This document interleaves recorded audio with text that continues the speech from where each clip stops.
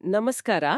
ಇವತ್ತಿನ ನಮ್ಮ ಚರ್ಚೆಯ ವಿಷಯ ಕ್ಯಾಥೊಲಿಕ್ ಸಂಪ್ರದಾಯದಲ್ಲಿ ಒಂದು ತುಂಬಾ ವಿಶೇಷವಾದ ವೈಯಕ್ತಿಕವಾದ ನಂಬಿಕೆ. ಅದೇ ಸಂರಕ್ಷಕ ದೂತರು ಅಥವಾ ಗಾರ್ಡಿಯನ್ ಏಂಜಲ್ಸ್. ನಮ್ಮತ್ರ ಈಗ ಇರುವ ಮೂಲಗಳು ಅಂದ್ರೆ ಕ್ಯಾಥೊಲಿಕ್ ಚರ್ಚ್ನ ಬೋಧನೆಗಳು, ಆಮೇಲೆ ಪ್ರಮುಖ ಸಂತರುಗಳ ಬರಹಗಳು, ಧರ್ಮಗ್ರಂಥದ ಆಧಾರಗಳು ಮತ್ತು ಕೆಲವು ಹಿಸ್ಟೋರಿಕಲ್ ದಾಖಲೆಗಳು. ಹೌದು, ಈ ಎಲ್ಲಾ ದಾಖಲೆಗಳನ್ನಿಟ್ಕೊಂಡು ಆಳವಾಗಿ ನೋಡೋಣ. ಈ ಸಂರಕ್ಷಕ ದೂತರ ಕಲ್ಪನೆ ಇದೆಯಲ್ಲ, ಇದರ ಆಳಕ್ಕೆ ಇಳಿಯೋಣ. ಸರಿ. ಈ ನಂಬಿಕೆ ಎಲ್ಲಿಂದ ಬಂತು, ಈ ದೂತರ ಸ್ವಭಾವ ಏನು, ಅವರ ರೋಲ್ ಏನು, ಮತ್ತೆ ಕ್ಯಾಥೊಲಿಕ್ ವಿಶ್ವಾಸಿಗಳ ಜೀವನದಲ್ಲಿ ಇವರ ಮಹತ್ವ ಎಷ್ಟು ಆಳವಾಗಿದೆ ಅನ್ನೋದನ್ನ ಅರ್ಥ ಮಾಡ್ಕೊಳ್ಳೋಣ. ಇದು ನಿಜಕ್ಕೂ ಬಹಳ ಆಪ್ತವಾದ ವಿಷಯ ಅಲ್ವಾ? ಯಾಕೆಂದ್ರೆ ಹುಟ್ಟಿದ ಪ್ರತಿಯೊಬ್ಬ ಮನುಷ್ಯನಿಗೂ ಒಬ್ಬ ಸಂರಕ್ಷಕ ದೂತ ಇರ್ತಾನೆ ಅನ್ನೋದು ಇದರ ಮೂಲ ತಿರುಳು. ಹೌದು ಹೌದು. ಮತ್ತಾಯನ ಸುವಾರ್ತೆಯಲ್ಲಿ ಅಧ್ಯಾಯ 18 ವಚನ 10ರಲ್ಲಿ ಏಸು ಹೇಳ್ತಾರೆ, ಈ ಚಿಕ್ಕವರಲ್ಲಿ ಒಬ್ಬನ್ನಾದರೂ ತಿರಸ್ಕಾರ ಮಾಡಬೇಡಿರಿ, ಯಾಕೆಂದ್ರೆ ಸ್ವರ್ಗದಲ್ಲಿರುವ ಅವರ ದೂತರು ಯಾವಾಗ್ಲೂ ನನ್ನ ಸ್ವರ್ಗೀಯ ತಂದೆಯ ಮುಖವನ್ನು ನೋಡ್ತಾ ಇರ್ತಾರೆ ಅಂತ. ಇದು ಬಹಳ ಮುಖ್ಯವಾದ ಮಾತು. ಹೌದು, ಇದು ಸಣ್ಣ ವಿಷಯವೇ ಅಲ್ಲ. ಪ್ರತಿ ವರ್ಷ ಅಕ್ಟೋಬರ್ 2ನೇ ತಾರೀಕು ಅವರಿಗಾಗಿ ವಿಶೇಷ ಹಬ್ಬ ಕೂಡ ಆಚರಿಸಲಾಗುತ್ತೆ. ಖಂಡಿತ. ಇಲ್ಲಿ 12ನೇ ಶತಮಾನದ ಸಂತ ಬರ್ನಾರ್ಡ್ ಆಫ್ ಕ್ಲೇರ್ವೋ ಅವರ ಮಾತುಗಳು ನೆನಪಾಗುತ್ತೆ. ಓ, ಹೇಳಿ. ಅವರು ಹೇಳ್ತಾರೆ, ದೇವರು ತನ್ನ ಅತ್ಯುನ್ನತ ದೇವದೂತರಿಗೆ ನಿಮ್ಮನ್ನ ಕಾಪಾಡುವ ಜವಾಬ್ದಾರಿ ಕೊಟ್ಟಿದ್ದಾನೆ. ಎಂಥ ಗೌರವ! ಆತನಿಗೆ ಅಷ್ಟು ಹತ್ತಿರ ಇರುವ, ಆತನ ಸನ್ನಿಧಿಯ ಆನಂದದಲ್ಲಿರುವ ದಿವ್ಯ ಜೀವಿಗಳಿಗೆ ನಿಮ್ಮ ರಕ್ಷಣೆಯ ಭಾರವನ್ನು ವಹಿಸಲಾಗಿದೆ ಅಂತ. ವಾವ್! ಇದು ಈ ನಂಬಿಕೆಯ ಗಂಭೀರತೆಯನ್ನ, ಅದರ ಹಿಂದಿನ ದೇವತಾಶಾಸ್ತ್ರೀಯ ತೂಕವನ್ನ ತೋರಿಸುತ್ತೆ. ಹೌದು, ಆ ಮಾತುಗಳು ನಿಜಕ್ಕೂ ಇದರ ಮಹತ್ವವನ್ನ ಎತ್ತಿ ತೋರಿಸ್ತವೆ. ಹಾಗಾದ್ರೆ ಈ ನಂಬಿಕೆಯ ಬೇರುಗಳೆಲ್ಲಿವೆ? ಧರ್ಮಗ್ರಂಥಗಳಲ್ಲಿ ಇದರ ಬಗ್ಗೆ ಆಧಾರಗಳಿವೆಯಾ? ಹಳೆ ಉಡಂಬಡಿಕೆಯಿಂದ ಶುರು ಮಾಡೋಣವಾ? ಖಂಡಿತ. ಹಳೆ ಒಡಂಬಡಿಕೆಯಲ್ಲಿ ಸಂರಕ್ಷಕ ದೂತ ಅಂತ ನೇರವಾಡಿ ಪದ ಇಲ್ಲದೇ ಇರಬಹುದು. ಆದರೆ ದೇವದೂತರು ವ್ಯಕ್ತಿಗಳನ್ನ, ಇಸ್ರಾಯೇಲ್ ಜನಾಂಗವನ್ನ ರಕ್ಷಿಸುವ, ಅವರಿಗೆ ದಾರಿ ತೋರಿಸುವ ಹಲವಾರು ಉದಾಹರಣೆಗಳಿವೆ. ಇದು ಈ ನಂಬಿಕೆಗೆ ಅಡಿಪಾಯ ಹಾಕಿಕೊಡ್ತು ಅಂತ ಹೇಳ್ಬೋದು. ಉದಾಹರಣೆಗೆ ಕೀರ್ತನೆ 91 ವಚನ 11-12ರಲ್ಲಿ, ನೀನು ಹೋಗುವ ಎಲ್ಲಾ ದಾರಿಗಳಲ್ಲೂ ನಿನ್ನನ್ನು ಕಾಪಾಡೋಕೆ ಆತನು ನಿನಗೋಸ್ಕರ ತನ್ನ ದೂತರಿಗೆ ಆಜ್ಞಾಪಿಸುವನು, ನಿನ್ನ ಕಾಲು ಕಲ್ಲಿಗೆ ತಗಲ್ದಂತೆ ಅವರು ನಿನ್ನನ್ನು ಕೈಗಳಲ್ಲಿ ಹೊತ್ಕೊಡುವರು ಅಂತ ಒಂದು ಭರವಸೆ ಇದೆ. ಅಂದ್ರೆ ದೇವರು ತನ್ನ ದೂತರ ಮೂಲಕ ರಕ್ಷಣೆ ಕೊಡ್ತಾನೆ ಅನ್ನೋ ಕಲ್ಪನೆ ಅಲ್ಲಿ ಕ್ಲಿಯರ್ ಆಗಿದೆ. ಹೌದು. ಹಾಗೆಯೇ ಆದಿಕಾಂಡ 19ರಲ್ಲಿ ಲೋಟನನ್ನ ಮತ್ತು ಅವನ ಕುಟುಂಬವನ್ನ ಸೊಡೋಮ್ ನಗರ ನಾಶವಾಗುವಾಗ ದೂತರು ಬಂದು ರಕ್ಷಿಸೋದು, ಅದು ಒಂದು ಮುಖ್ಯ ಉದಾಹರಣೆ. ಹೌದು, ನೆನಪಿದೆ. ವಿಮೋಚನಕಾಂಡ 23.20ರಲ್ಲಿ ದೇವರು ಇಸ್ರಾಯೇಲ್ಯರಿಗೆ ಹೇಳ್ತಾನೆ, ಇಗೋ, ದಾರಿಯಲ್ಲಿ ನಿನ್ನನ್ನು ಕಾಪಾಡೋದಕ್ಕೂ ನಾನು ಸಿದ್ಧ ಮಾಡಿದ ಸ್ಥಳಕ್ಕೆ ನಿನ್ನನ್ನು ಸೇರಿಸುವುದಕ್ಕೂ ಒಬ್ಬ ದೂತನನ್ನು ನಿನ್ನ ಮುಂದೆ ಕಳಿಸ್ತೀನಿ ಅಂತ. ಓಕೆ. ನಂತರ ವಿಮೋಚನಕಾಂಡ 32.34ರಲ್ಲಿ ನನ್ನ ದೂತನು ನಿನಗಿಂತ ಮುಂಚೆ ಹೋಗುವನು ಅಂತಾನೂ ಹೇಳಲಾಗಿದೆ. ಆಮೇಲೆ ದಾನಿಯೇಲನ ಗ್ರಂಥ 10ನೇ ಅಧ್ಯಾಯದಲ್ಲಿ ನೋಡಿದ್ರೆ ಪರ್ಷಿಯಾ, ಗ್ರೀಸ್ನಂತಹ ರಾಜ್ಯಗಳಿಗೆ ತಮ್ಮದೇ ಆದ ರಾಜಕುಮಾರರು ಅಂದ್ರೆ ದೇವದೂತರು ಇರೋ ಬಗ್ಗೆ. ಮತ್ತೆ ಇಸ್ರಾಯೇಲ್ನ ರಕ್ಷಕನಾಗಿ ಪ್ರಧಾನದೂತ ಮಿಖಾಯಲನ ಉಲ್ಲೇಖ ಇದೆ.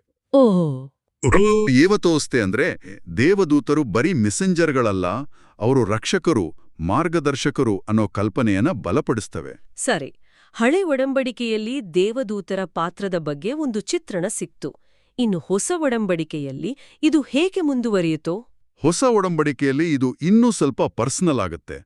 ನಾವಾಗ್ಲೇ ನೋಡಿದ್ವಲ್ಲ ಮತ್ತಾಯ 18:10 ವಚನ, ಅದು ಮಕ್ಕಳಿಗೂ ತಮ್ಮದೇ ಆದ ಸಂರಕ್ಷಕ ದೂತರಿರ್ತಾರೆ ಅಂತ ನೇರವಾಗಿ ಹೇಳುತ್ತೆ. ಹೌದು. ಇಬ್ರಿಯರಿಗೆ ಬರೆದ ಪತ್ರ 1:14ರಲ್ಲಿ ದೇವದೂತರ ಬಗ್ಗೆ ಕೇಳಲಾಗತ್ತೆ, ಅವರೆಲ್ಲರೂ ರಕ್ಷಣೆಯ ಬಾಧ್ಯತೆಯನ್ನು ಹೊಂದಿರುವರಿಗೋಸ್ಕರ ಸೇವೆ ಮಾಡಲು ಕಳುಹಿಸಲ್ಪಟ್ಟಿರುವ ಸೇವಾತ್ಮರಲ್ಲವೇ? ಸೇವಾತ್ಮರು. ಹೌದು, ಅವರ ಸೇವೆ ಮಾಡೋ ಸ್ವಭಾವವನ್ನ ಇದು ಒತ್ತಿ ಹೇಳುತ್ತೆ. ಕ್ರಿಯೆಗಳ ಪುಸ್ತಕದಲ್ಲಿ ಅಂದ್ರೆ ಆಕ್ಟ್ಸ್ ಆಫ್ ಅಪಾಸಲ್ಸ್ನಲ್ಲೂ ಉದಾಹರಣೆಗಳಿವೆ ಅಲ್ವಾ? ಹೌದು, ಖಂಡಿತ. ಬಹಳ ಮುಖ್ಯವಾದ ಉದಾಹರಣೆಗಳಿವೆ. ಯೇಸು ಗೆತ್ಸೆಮನಿ ತೋಟದಲ್ಲಿ ಸಂಕಟ ಪಡುತ್ತಿದ್ದಾಗ ದೂತನೊಬ್ಬ ಬಂದು ಆತನನ್ನ ಬಲಪಡಿಸಿದ ಅಂತ ಲೂಕನ ಸುವಾರ್ತೆ ಹೇಳುತ್ತೆ. ಓ, ಹೌದಾ? ಹೌದು. ಹಾಗೆಯೇ ಅಪೊಸ್ತಲ ಪೇತ್ರನನ್ನ ಹೆರೋದನು ಜೈಲಲ್ಲಿಟ್ಟಿದ್ದಾಗ ದೇವದೂತ ಬಂದು ಅದ್ಭುತವಾಗಿ ಅವನನ್ನ ಬಿಡಿಸಿದ ಘಟನೆ ಕ್ರಿಯೆಗಳ ಪುಸ್ತಕ 12ನೇ ಅಧ್ಯಾಯದಲ್ಲಿದೆ. ಹೌದು, ಅದು ಅದ್ಭುತವಾದ ಘಟನೆ. ಈ ಘಟನೆಗಳೆಲ್ಲ ದೇವದೂತರು ಕಷ್ಟದ ಸಮಯದಲ್ಲಿ ಸಹಾಯಕ್ಕೆ ಬರ್ತಾರೆ ಅನ್ನೋ ನಂಬಿಕೆಯನ್ನ ಗಟ್ಟಿ ಮಾಡ್ದು. ಇದು ಕುತೂಹಲಕಾರಿ. ಆದರೆ ಕ್ಯಾಥೋಲಿಕ್ ಎನ್ಸೈಕ್ಲೋಪೀಡಿಯಾದಲ್ಲಿ ಈ ರೀತಿಯ ರಕ್ಷಕ ಶಕ್ತಿಗಳ ಮೇಲಿನ ನಂಬಿಕೆ ಕ್ರೈಸ್ತ ಧರ್ಮಕ್ಕೂ ಮುಂಚೆನೇ ಬೇರೆ ಸಂಸ್ಕೃತಿಗಳಲ್ಲೂ ಇತ್ತು ಅಂತ ಹೇಳಿದ್ದಾರಲ್ಲ. ಬ್ಯಾಬಿಲೋನಿಯನ್ರು, ಅಸೀರಿಯನ್ರು, ಗ್ರೀಕರು. ಹೌದು, ಅದೊಂದು ಇಂಟ್ರೆಸ್ಟಿಂಗ್ ಪಾಯಿಂಟ್. ವ್ಯಕ್ತಿಗಳಿಗೆ ಅಥವಾ ಸ್ಥಳಗಳಿಗೆ ಒಬ್ಬ ರಕ್ಷಕ ಆತ್ಮ ಅಥವಾ ದೈವ ಇರುತ್ತೆ ಅನ್ನೋ ಕಲ್ಪನೆ ಇದೆಯಲ್ಲ, ಅದು ಪ್ರಾಚೀನ ಜಗತ್ತಿನಲ್ಲಿ ತುಂಬಾನೇ ಇತ್ತು. ಗ್ರೀಕ್ ನಾಟಕಕಾರ ಮೆನಾಂಡರ್, ತತ್ವಜ್ಞಾನಿ ಪ್ಲೂಟಾರ್ಕ್ ಇಂಥ ನಂಬಿಕೆಗಳ ಬಗ್ಗೆ ಬರೆದಿದ್ದಾರೆ. ನಿಯೋ ಪ್ಲೇಟೋನೆಸ್ ಚಿಂತಕ ಪ್ಲೋಟಿನಸ್ ಕೂಡ ಇದರ ಬಗ್ಗೆ ಮಾತಾಡಿದಾನೆ. ಬ್ಯಾಬಿಲೋನಿಯನ್ರು, ಅಸೀರಿಯನ್ರಲ್ಲೂ ಇಂಥ ನಂಬಿಕೆಗಳಿದ್ವು. ಹೌದಾ? ಹೌದು. ಉದಾಹರಣೆಗೆ ಬ್ರಿಟಿಷ್ ಮ್ಯೂಸಿಯಂನಲ್ಲಿರೋ ಅಸ್ಸೀರಿಯನ್ ಅರಮನೆ ಅವಶೇಷಗಳಲ್ಲಿ ಕೆತ್ತನೆಗಳಿವೆ. ಅದರಲ್ಲಿ ಅರಮನೆಯ ದ್ವಾರಗಳನ್ನ ಕಾಯೋ ರೆಕ್ಕೆಗಳಿರೋ ಮನುಷ್ಯ ಅಥವಾ ಪ್ರಾಣಿ ರೂಪದ ಸಂರಕ್ಷಕ ಜೀವಿಗಳು, ಜಿನ್ನಿ ಅಂತ ಕರೀತಾರೆ, ಅವುಗಳನ್ನ ಚಿತ್ರಿಸಲಾಗಿದೆ. ಓಹೋ, ಜಿನ್ನಿ. ಹೌದು. ಹಾಗಾದ್ರೆ ಈ ಹಳೆಯ ನಂಬಿಕೆಗಳಿಗೂ ಕ್ಯಾಥಲಿಕ್ ಚರ್ಚ್ನ ಬೋಧನೆಗೂ ವ್ಯತ್ಯಾಸ ಏನು? ಚರ್ಚ್ ಇದನ್ನ ಹೇಗೆ ಸ್ಪೆಸಿಫಿಕ್ ಆಗಿ ಅರ್ಥ ಮಾಡ್ಕೊಂಡಿತು? ಒಳ್ಳೆ ಪ್ರಶ್ನೆ. ಆ ಪ್ರಾಚೀನ ನಂಬಿಕೆಗಳಲ್ಲಿ ಇವು ದೇವತೆಗಳಾಗಿರ್ಬೋದು ಅಥವಾ ಬರೀ ಆತ್ಮಗಳಾಗಿರ್ಬೋದು, ಇಲ್ಲಾಂದ್ರೆ ಅಸ್ಪಷ್ಟ ಶಕ್ತಿಗಳಾಗಿರ್ಬೋದು. ಆದರೆ ಕ್ಯಾಥಲಿಕ್ ಬೋಧನೆಯಲ್ಲಿ ಸಂರಕ್ಷಕ ದೂತರು ದೇವರು ಸೃಷ್ಟಿ ಮಾಡಿದ ನಿರ್ದಿಷ್ಟ ಆಧ್ಯಾತ್ಮಿಕ ಜೀವಿಗಳು. ಓಕೆ. ಅವರು ಸ್ವತಂತ್ರ ದೇವತೆಗಳಲ್ಲ, ಬದಲಿಗೆ ದೇವರ ಸೇವಕರು. ಆತನ ಪ್ರೀತಿ ಮತ್ತು ಕಾಳಜಿಯ ಒಂದು ಇನ್ಸ್ಟ್ರೂಮೆಂಟ್ಸ್ ಇದ್ದಾಗೆ. ಅವರ ಪಾತ್ರ ಬರೀ ಲೌಕಿಕ ರಕ್ಷಣೆ ಅಲ್ಲ, ಅದಕ್ಕಿಂತ ಮುಖ್ಯವಾಗಿ ನಮ್ಮ ಆತ್ಮದ ರಕ್ಷಣೆ, ನಮ್ಮನ್ನ ದೇವರ ಕಡೆಗೆ ನಡೆಸೋದು. ಈ ದೇವತಾಶಾಸ್ತ್ರೀಯ ಫ್ರೇಮ್ವರ್ಕ್ ಇದೆಯಲ್ಲ, ಅದು ಇದನ್ನ ವಿಶಿಷ್ಟವಾಗಿಸುತ್ತೆ. ಆಯ್ತು. ಹಾಗಾದ್ರೆ ಚರ್ಚ್ನ ಅಧಿಕೃತ ನಿಲುವು ಏನು? ಇದೊಂದು ಕಂಪಲ್ಸರಿ ನಂಬಲೇಬೇಕಾದ ನಂಬಿಕೆಯ ಸಿದ್ಧಾಂತ ಅಂದ್ರೆ ಡಾಗ್ಮಾ ಅಥವಾ ಆರ್ಟಿಕಲ್ ಆಫ್ ಫೇತ್ ಆಗಿದೆಯಾ? ಇಲ್ಲ. ಕ್ಯಾಥೋಲಿಕ್ ಎನ್ಸೈಕ್ಲೋಪೀಡಿಯಾ ಮತ್ತು ಬೇರೆ ಮೂಲಗಳ ಪ್ರಕಾರ ಇದು ಚರ್ಚ್ನಿಂದ ಅಧಿಕೃತವಾಗಿ ಸಿದ್ಧಾಂತ ಅಂತ ಘೋಷಣೆ ಆಗಿಲ್ಲ. ಅಂದ್ರೆ ಇದನ್ನ ನಂಬದಿದ್ರೆ ಒಬ್ಬ ವ್ಯಕ್ತಿ ಕ್ಯಾಥೋಲಿಕ್ ನಂಬಿಕೆಯಿಂದ ಹೊರಗೇನೂ ಹೋಗಲ್ಲ. ಆದರೆ ಇದು ಬರೀ ಒಂದು ಅಭಿಪ್ರಾಯನೂ ಅಲ್ಲ. 4ನೇ ಶತಮಾನದ ಮಹಾನ್ ವಿದ್ವಾಂಸ ಸಂತ ಜೆರೋಮ್ ಹೇಳಿದ ಹಾಗೆ ಇದು ಚರ್ಚ್ನ ಮನಸ್ಸು. ಸೆನ್ಸಸ್ ಎಕ್ಲೀಸಿಯಾ. ಹೌದು. ಅಂದ್ರೆ ಇದು ಚರ್ಚ್ನ ದೀರ್ಘಕಾಲದ, ಸ್ಥಿರವಾದ ಮತ್ತು ಬಹುತೇಕ ಎಲ್ಲರೂ ಒಪ್ಕೊಂಡ ನಂಬಿಕೆ. ಇದನ್ನ ಪವಿತ್ರ ಸಂಪ್ರದಾಯ ತುಂಬಾ ಬಲವಾಗಿ ಎತ್ತಿ ಹಿಡಿಯುತ್ತೆ. ಓಕೆ. ಅಂದ್ರೆ ಬಹುತೇಕ ಸಾರ್ವತ್ರಿಕವಾಗಿ ಒಪ್ಕೊಂಡಿರೋದು, ಆದ್ರೆ ಫಾರ್ಮಲ್ ಆಗಿ ಡಾಗ್ಮಾ ಲೆವೆಲ್ಗೆ ಏರಿಸಿಲ್ಲ. ಇದರ ಬಗ್ಗೆ ತುಂಬಾ ಸ್ಟ್ರಾಂಗ್ ಆಗಿ ಮಾತಾಡಿದ್ದಾರೆ. ಸಂತ ಜೆರೋಮ್ ಅವರ ಇನ್ನೊಂದು ಮಾತು ಕೇಳಿ. ಪ್ರತಿಯೊಬ್ಬ ಆತ್ಮನ ಘನತೆ ಎಷ್ಟು ದೊಡ್ಡದು ನೋಡಿ, ಹುಟ್ಟಿನಿಂದಲೇ ಅದನ್ನ ಕಾಪಾಡಲು ಒಬ್ಬ ದೇವದೂತನನ್ನು ನಿಯೋಜಿಸಲಾಗಿದೆ. ವಾವ್, ಇದು ಮನುಷ್ಯನ ಘನತೆಗೂ ದೂತರ ಸೇವೆಗೂ ಲಿಂಕ್ ಮಾಡುತ್ತೆ. ಹೌದು. ಸಂತ ಥಾಮಸ್ ಅಕ್ವಿನಾಸ್ ಮಧ್ಯಯುಗದ ಶ್ರೇಷ್ಠ ದೇವತಾಶಾಸ್ತ್ರಜ್ಞ. ಅವರ ಅಭಿಪ್ರಾಯ ಏನಾಗಿತ್ತು? ಸಂತ ಥಾಮಸ್ ಅಕ್ವಿನಾಸ್ ತಮ್ಮ ಸುಮ್ಮಾ ಥಿಯೋಲಾಜಿಕಾದಲ್ಲಿ ಇದರ ಬಗ್ಗೆ ವಿಸ್ತಾರವಾಗಿ ಬರೀತಾರೆ. ಅವರ ಪ್ರಕಾರ ಸಂರಕ್ಷಕ ದೂತರ ನಿಯೋಜನೆ ಅನ್ನೋದು ದೇವರ ದೈವಿಕ ಪ್ರಾವಿಡೆನ್ಸ್, ಅಂದ್ರೆ ಎಲ್ಲವನ್ನೂ ಆಳುವ ಮತ್ತು ಕಾಳಜಿ ವಹಿಸುವ ದೇವರ ಪ್ಲಾನ್ನ ಒಂದು ಭಾಗ. ಓಕೆ. ಅವರು ಇನ್ನೊಂದು ವಿಷಯ ಸ್ಪಷ್ಟಪಡಿಸ್ತಾರೆ. ಪ್ರತಿ ಮನುಷ್ಯನಿಗೂ, ಅವನು ಕ್ರೈಸ್ತ ಆಗಿರ್ಲಿ ಇಲ್ಲದಿರ್ಲಿ, ಒಬ್ಬ ದೂತ ಇರ್ತಾನೆ. ಮತ್ತು ಈ ನಿಯೋಜನೆ ಬ್ಯಾಪ್ಟಿಸಂನಿಂದ ಆಗೋದಲ್ಲ, ಬದಲಿಗೆ ವ್ಯಕ್ತಿಯ ಹುಟ್ಟಿನಿಂದಲೇ, ಬಹುಶಃ ಗರ್ಭ ಧರಿಸಿದ ಕ್ಷಣದಿಂದಲೇ ಶುರುವಾಗುತ್ತೆ. ಓ, ಹುಟ್ಟಿನಿಂದಲೇ, ಬ್ಯಾಪ್ಟಿಸಂಗೆ ಮುಂಚೆನೆ? ಹೌದು. ಏನ್ ಹೇಳ್ಬೋದು? 4ನೇ ಶತಮಾನದ ಸಂತ ಬೆಸಿಲ್ ದ ಗ್ರೇಟ್ ಹೇಳ್ತಾರೆ, ಪ್ರತಿಯೊಬ್ಬ ವಿಶ್ವಾಸಿಯ ಪಕ್ಕದಲ್ಲಿ ಒಬ್ಬ ದೂತ ರಕ್ಷಕನಾಗಿ ಮತ್ತು ಕುರುಬನಾಗಿ ನಿಂತು ಅವನನ್ನು ಜೀವಕ್ಕೆ ನಡೆಸುತ್ತಾನೆ. ಈ ಮಾತುಗಳನ್ನ ಈಗಿನ ಕ್ಯಾಥೋಲಿಕ್ ಚರ್ಚ್ನ ಕ್ಯಾಟೆಕಿಸಂನ 336ನೇ ಪ್ಯಾರಾಗ್ರಾಫ್ನಲ್ಲಿ ಕೋಟ್ ಮಾಡಲಾಗಿದೆ. ಅಂದ್ರೆ ಇದು ತುಂಬಾ ಮುಖ್ಯವಾದ ಬೋಧನೆ. ಹೌದು. ಇತ್ತೀಚೆಗೆ ಅಂದ್ರೆ 1986ರ ಆಗಸ್ಟ್ 6ರಂದು ಒಂದು ಭಾಷಣದಲ್ಲಿ ಪೋಪ್ ಸಂತ್ ಜಾನ್ ಪಾಲ್ II ಅವರು ಚರ್ಚ್ ಸಂರಕ್ಷಕ ದೂತರಲ್ಲಿ ತನ್ನ ನಂಬಿಕೆಯನ್ನು ದೃಢವಾಗಿ ವ್ಯಕ್ತಪಡಿಸುತ್ತದೆ, ಅವರ ಅದ್ಭುತವಾದ ಮತ್ತು ಸಹಾಯಕ ಉಪಸ್ಥಿತಿಯನ್ನು ಕೊಂಡಾಡುತ್ತದೆ ಅಂತ ಹೇಳಿದ್ದಾರೆ. ಸರಿ, ಈ ನಂಬಿಕೆಯ ಆಧಾರ ಮತ್ತು ಚರ್ಚಿನ ನಿಲುವಿನ ಬಗ್ಗೆ ಸ್ಪಷ್ಟವಾಯ್ತು. ಈಗ ಈ ದೂತರ ಸ್ವಭಾವ ಮತ್ತು ಶ್ರೇಣಿ ಬಗ್ಗೆ ಸ್ವಲ್ಪ ಮಾತಾಡೋಣ. ಇವರು ಮೂಲತಃ ಯಾರು? ಅವರ ಕೆಪಾಸಿಟೀಸ್ ಏನು? ಕ್ಯಾಥಲಿಕ್ ಬೋಧನೆ ಪ್ರಕಾರ ದೇವದೂತರು ಶುದ್ಧ ಆತ್ಮಜೀವಿಗಳು. ಅವರಿಗೆ ಫಿಸಿಕಲ್ ಬಾಡಿ ಇಲ್ಲ. ಅವರಿಗೆ ಬುದ್ಧಿಶಕ್ತಿ ಇದೆ, ಇಚ್ಛಾಶಕ್ತಿ ಇದೆ. ಅವರ ಮುಖ್ಯ ಸ್ವಭಾವ ಅಂದ್ರೆ ದೇವರ ಸೇವಕರಾಗಿರೋದು ಮತ್ತು ನಮಗೂ ಅಂದ್ರೆ ಮನುಷ್ಯರಿಗೂ ದೇವರಿಗೂ ಮಧ್ಯವರ್ತಿಗಳಾಗಿರೋದು. ಓಕೆ. ಮೈ ಕ್ಯಾಥೋಲಿಕ್ ಲೈಫ್ನಂತಹ ಮೂಲಗಳು ಹೇಳೋ ಪ್ರಕಾರ ಅವರಿಗೆ ದೇವರ ದೈವಿಕ ಶಕ್ತಿಯ ಒಂದು ಭಾಗವನ್ನ ಕೊಡಲಾಗಿದೆ. ಅವರು ದೇವರ ಹೆಸರಿನಲ್ಲಿ ಕೆಲಸ ಮಾಡ್ತಾರೆ, ನಮಗೆ ಕೃಪೆ ಗ್ರೇಸ್ ತಲುಪ್ಸಕ್ಕೆ ಸಹಾಯ ಮಾಡ್ತಾರೆ, ಸತ್ಯವನ್ನ ಅರ್ಥ ಮಾಡ್ಕೊಳ್ಳಕ್ಕೆ ಪ್ರೇರೇಪಿಸ್ತಾರೆ, ಸರಿಯಾದ ದಾರಿಯಲ್ಲಿ ನಡೆಸ್ತಾರೆ, ಮತ್ತೆ ಮುಖ್ಯವಾಗಿ ಕೆಡುಕಿನಿಂದ, ವಿಶೇಷವಾಗಿ ಆಧ್ಯಾತ್ಮಿಕ ಅಪಾಯಗಳಿಂದ ನಮ್ಮನ್ನ ರಕ್ಷಿಸ್ತಾರೆ. ಒಂದು ಕನ್ನಡ ಮೂಲದಲ್ಲಿ ಅವರು ದೇವರ ಪ್ರತಿರೂಪ ಅಂತ ಹೇಳಿದೆ ಅಲ್ವಾ? ಹೌದು, ಆ ಮೂಲ ಹೇಳೋದು ದೇವದೂತರು ದೇವರ ಪರಾಕ್ರಮ, ಪ್ರೀತಿ, ಸಾಮರ್ಥ್ಯ, ಮಹಿಮೆ ಇದನ್ನೆಲ್ಲ ಒಂದ್ ರೀತಿ ರಿಫ್ಲೆಕ್ಟ್ ಮಾಡ್ತಾರೆ ಅಂತ. ದೇವರ ಪರಿಪೂರ್ಣತೆಯ ಕನ್ನಡಿಯಲ್ಲಿ ನಾವು ನಮ್ಮನ್ನ ನೋಡೋಕೆ ಸಹಾಯ ಮಾಡೋರು ಅವರು. ಸರಿ, ದೇವದೂತರಲ್ಲೇ ಬೇರೆ ಬೇರೆ ಶ್ರೇಣಿಗಳು ಅಥವಾ ಕ್ಲಾಸ್ಗಳಿವೆ ಅಂತ ಸಂತ ಥಾಮಸ್ ಅಕ್ವಿನಾಸ್ ವಿವರಿಸಿದ್ದಾರಲ್ಲ, ಅದ್ರ ಬಗ್ಗೆ ಸ್ವಲ್ಪ ಹೇಳಿ. ಹೌದು, ಅಕ್ವಿನಾಸ್ ಅವರಿಗಿಂತ ಮುಂಚೆ ಸ್ಯೂಡೋ ಡಯಾನಿಸಿಯಸ್ ಅಂತ ಒಬ್ಬ ಚಿಂತಕ ಇದ್ರು. ಇವರೆಲ್ಲ ದೇವದೂತರನ್ನ 9 ಗಾಯಕ ವೃಂದಗಳಾಗಿ, ಚಾಯರ್ಸ್ ಆಫ್ ಏಂಜಲ್ಸ್, ವಿಂಗಡಿಸಿದ್ದಾರೆ. 9? ಹೌದು, 9. ಇವುಗಳನ್ನ 3 ಗುಂಪುಗಳಾಗಿ ವಿಂಗಡಿಸಿದ್ದಾರೆ. 3 ಗುಂಪುಗಳು. ಮೊದಲನೇ ಗುಂಪು ದೇವರಿಗೆ ಅತಿ ಹತ್ತಿರ ಇರೋರು, ಸೆರಾಫಿಮ್. ಇವರು ಪ್ರೇಮದ ದೂತರು. ಕೆರುಬಿಮ್ ಜ್ಞಾನದ ದೂತರು. ಮತ್ತು ಥ್ರೋನ್ಸ್ ದೇವರ ನ್ಯಾಯ ಮತ್ತು ಮಹಿಮೆಯನ್ನ ಹೊರುವವರು. ಇವರು ಮುಖ್ಯವಾಗಿ ದೇವರನ್ನ ಆರಾಧನೆ ಮಾಡ್ತಾರೆ, ಧ್ಯಾನಿಸ್ತಾರೆ. ಎರಡನೇ ಗುಂಪು ವಿಶ್ವದ ಆಡಳಿತ ನೋಡ್ಕೊಳ್ಳೋರು, ಡೊಮಿನಿಯನ್ಸ್, ಲೀಡರ್ಶಿಪ್, ವರ್ಚ್ಯೂಸ್, ಧೈರ್ಯ, ಶಕ್ತಿ ಮತ್ತು ಪವರ್ಸ್, ಕೆಟ್ಟ ಶಕ್ತಿಗಳನ್ನ ಕಂಟ್ರೋಲ್ ಮಾಡೋರು. ಇವರು ಸೃಷ್ಟಿಯ ನಿಯಮಗಳನ್ನ, ಯೂನಿವರ್ಸ್ನ ಸಿಸ್ಟಮ್ನ ನೋಡ್ಕೊಳ್ತಾರೆ. ಓಕೆ. ಮೂರನೇ ಗುಂಪು ಮನುಕುಲಕ್ಕೆ ಹತ್ತಿರ ಇರೋರು, ಪ್ರಿನ್ಸಿಪಾಲಿಟೀಸ್, ಜನಾಂಗಗಳು, ರಾಷ್ಟ್ರಗಳನ್ನ ನೋಡ್ಕೊಳ್ಳೋರು. ಆರ್ಕ್ಏಂಜಲ್ಸ್ ಮುಖ್ಯ ಸಂದೇಶವಾಹಕರು, ಉದಾಹರಣೆಗೆ ಗೇಬ್ರಿಯಲ್. ಮತ್ತು ಏಂಜಲ್ಸ್ ಇವರು ವೈಯಕ್ತಿಕವಾಗಿ ಮನುಷ್ಯರ ಜೊತೆ ಡೀಲ್ ಮಾಡೋರು. ಹಾಗಾದ್ರೆ ನಮ್ಮ ಸಂರಕ್ಷಕ ದೂತರು ಈ ಕೊನೆಯ ಗುಂಪಿನ ಏಂಜಲ್ಸ್ ಅನ್ನೋ ವರ್ಗಕ್ಕೆ ಸೇರಿದವರ? ಹೌದು, ಅಕ್ವಿನಾಸ್ ಪ್ರಕಾರ ಸಂರಕ್ಷಕ ದೂತರು ಈ 9 ಗಾಯಕ ವೃಂದಗಳಲ್ಲಿ ಏಂಜಲ್ಸ್ ಎಂಬ ಕೊನೆಯ, ಅಂದ್ರೆ ಟೆಕ್ನಿಕಲಿ ಅತಿ ಕೆಳಗಿನ ಶ್ರೇಣಿಗೆ ಸೇರಿದವರು. ಓಹ್, ಕೆಳಗಿನ ಶ್ರೇಣಿ. ಆದರೆ ಕೆಳಗಿನ ಅಂದ್ರೆ ಪ್ರಾಮುಖ್ಯತೆಯಲ್ಲಿ ಕಮ್ಮಿ ಅಂತ ಅರ್ಥ ಅಲ್ಲ. ಬದಲಿಗೆ ಅವರ ಕೆಲಸದ ಫೀಲ್ಡ್ ನೇರವಾಗಿ ಮನುಷ್ಯರ ದಿನನಿತ್ಯದ ಜೀವನಕ್ಕೆ ಸಂಬಂಧಿಸಿದ್ದು ಅಂತ ಅರ್ಥ. ಅವರ ಜವಾಬ್ದಾರಿ ತುಂಬಾನೇ ಪರ್ಸನಲ್ ಮತ್ತು ಡೈರೆಕ್ಟ್ ಆದದ್ದು. ಒಂದು ಇಂಟ್ರೆಸ್ಟಿಂಗ್ ಪಾಯಿಂಟ್ ಏನಂದ್ರೆ, ಈ ಕೆಳಗಿನ ಶ್ರೇಣಿಯಲ್ಲಿದ್ರೂ ಅವರು ಕಂಟಿನ್ಯೂಸ್ ಆಗಿ ದೇವರ ದರ್ಶನ ಪಡಿತಾಲೆ ಅಂತ ಹೇಳ್ತಾರಲ್ಲ, ಆ ದೇವರ ದರ್ಶನ ಅಥವಾ ಬಿಯಾಟಿಫಿಕ್ ವಿಷನ್ ಅಂದ್ರೆ ಏನು? ಅದು ಬಹಳ ಮುಖ್ಯವಾದ ಪಾಯಿಂಟ್. ಬಿಯಾಟಿಫಿಕ್ ವಿಷನ್ ಅಂದ್ರೆ ಸ್ವರ್ಗದಲ್ಲಿ ಆತ್ಮಗಳು ದೇವರನ್ನ ಫೇಸ್ ಟು ಫೇಸ್, ಡೈರೆಕ್ಟ್ ಆಗಿ, ಯಾವುದೇ ಅಡೆತಡೆ ಇಲ್ಲದೆ ದರ್ಶನ ಮಾಡಿ ಆತನ ದಿವ್ಯ ಸೌಂದರ್ಯ ಮತ್ತು ಸತ್ಯದಲ್ಲಿ ಕಂಪ್ಲೀಟ್ ಆನಂದ, ಪರಮಾನಂದ ಹೊಂದುವ ಸ್ಥಿತಿ. ಓಹೋ. ಸಂರಕ್ಷಕ ದೂತರು ನಮ್ ಜೊತೆ ಭೂಮಿ ಮೇಲೆ ಕೆಲಸ ಮಾಡ್ತಿದ್ರೂ ಕೂಡ ಅದೇ ಸಮಯದಲ್ಲಿ ಅವರು ಈ ಪರಮಾನಂದ ಸ್ಥಿತಿಯಲ್ಲಿ ದೇವರ ಸಮ್ಮುಖದಲ್ಲಿರ್ತಾರೆ. ವಾವ್. ಇದು ಅವರ ಶಕ್ತಿ, ಅವರ ಪರಿಶುದ್ಧತೆಯ ಮೂಲ. ಮತ್ತಾಯಿ 18:10ರಲ್ಲಿ ಯೇಸು ಹೇಳಿದ ಮಾತು, ಅವರ ದೂತರು ಯಾವಾಗ್ಲೂ ನನ್ನ ಸ್ವರ್ಗೀಯ ತಂದೆಯ ಮುಖವನ್ನು ನೋಡುತ್ತಾರೆ, ಅದು ಇದನ್ನೇ ಸೂಚಿಸುತ್ತೆ. ಅದು ನಿಜಕ್ಕೂ ಅದ್ಭುತವಾದ ಕಲ್ಪನೆ. ಅವರು ನಮ್ಮ ಜೊತೆನೂ ಇದ್ದಾರೆ, ದೇವರ ಜೊತೆನೂ ಇದ್ದಾರೆ.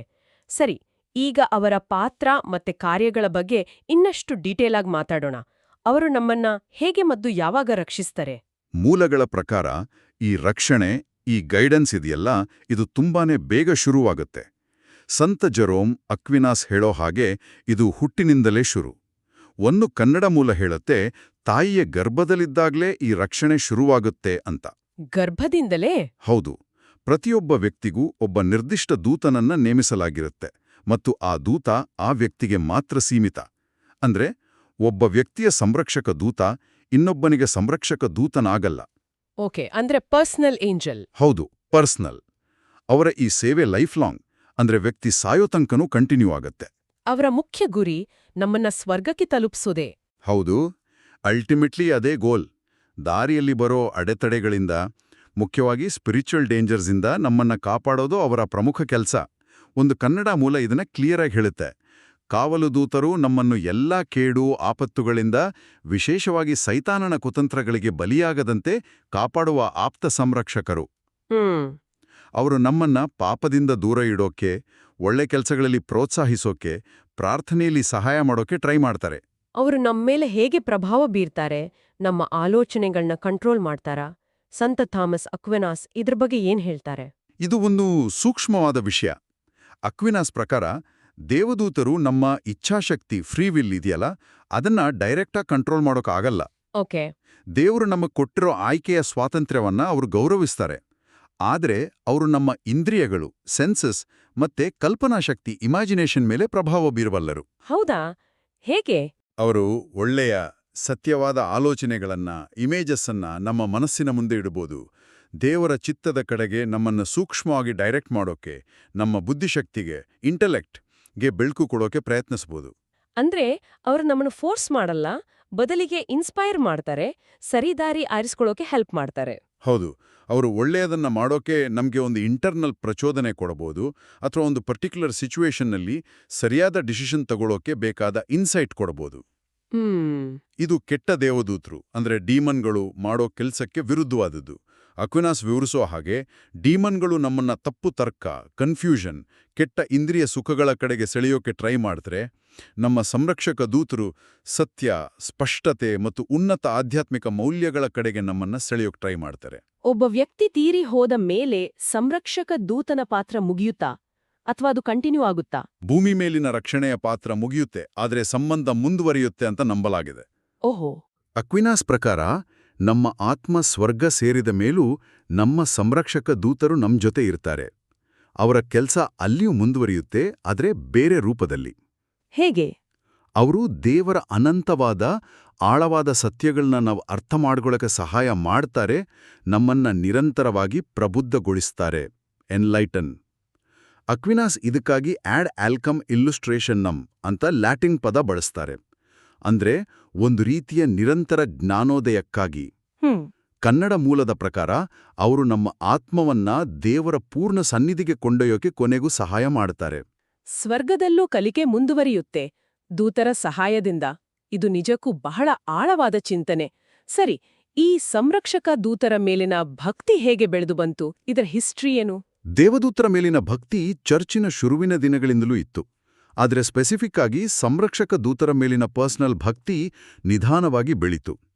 ಕನ್ನಡ ಮೂಲದ ಪ್ರಕಾರ 12ನೇ ಶತಮಾನಕ್ಕೂ ಮೊದಲೇ ದೇವದೂತರ ಭಕ್ತಿ ಪ್ರಚಲಿತದಲ್ಲಿತ್ತು.